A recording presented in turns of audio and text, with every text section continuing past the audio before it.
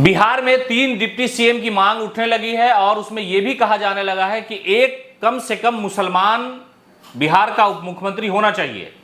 दरअसल जाति आधारित गणना की रिपोर्ट जब सामने आ गई, लोगों को पता चल गया कि किस जात की कितनी आबादी है।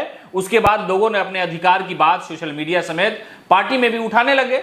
लेकिन इस दौरान राजेश रंजन और पप्पू यादव जन अधिकार पार्टी के सुप्रीमो ने खुले मंच से कहा है कि जब जाति आधारित गणना की रिपोर्ट आ गई है तो सरकार से हमारी मांग है, हमारा मशवरा है और ये हम चाहते हैं और पूरी बिहार की जनता चाहती है कि एक कम से कम उप मुख्यमंत्री मुसलमान समुदाय से हो, तो दूसरा उप मुख्यमंत्री जो है वो ओबीसी समुदाय से हो, यानी जो एक बड़ी आबादी है एससी एसटी ओबीसी की, उससे अति पिछड़ा समाज से हो, और एक यादव समाज से जो है यानी तेजस्वी यादव, वो तो है ही है।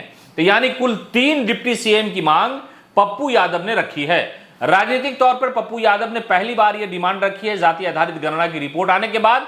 इससे पहले लोगों ने अपने अपने तरीके से यह जरूर कहा था, लेकिन किसी राजनीतिक दल के नेता ने इस मांग को नहीं रखी थी। लेकिन पप्पू यादव ने खुले मंच से, खुले दिल से यह कहा है कि अब जबकि जाति आधारित गणना रिपोर्ट सबके सामने है, लोगों को आंकड़ा पता है कि किस जात के कितने समुदाय के कौन कौन से लोग कहां कहां बसते हैं, तो उसके अनुसार राजनीतिक तौर पर उन्हें हिस्सेदारी मिलनी चाहिए। और पप्पू यादव सियासी गलियारे से पहली आवाज बुलंद करते नजर आ रहे हैं और वो कह रहे हैं कि बिहार में 3 कम से कम डिप्टी सीएम होना जरूरी है, ताकि उन्हें उनका राजनीतिक अधिकार मिल सके, उन्हें सामाजिक और शैक्षणिक हिस्सेदारी में उन्हें आगे लाया जा सके।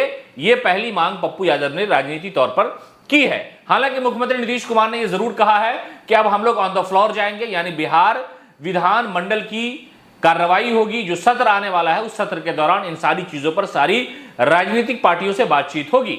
हालांकि जैसे ही रिपोर्ट सार्वजनिक हुई उसके महज 48 घंटे के अंदर ही मुख्यमंत्री नीतीश कुमार ने एक अन्य मार्ग में मीटिंग बुला ली थी।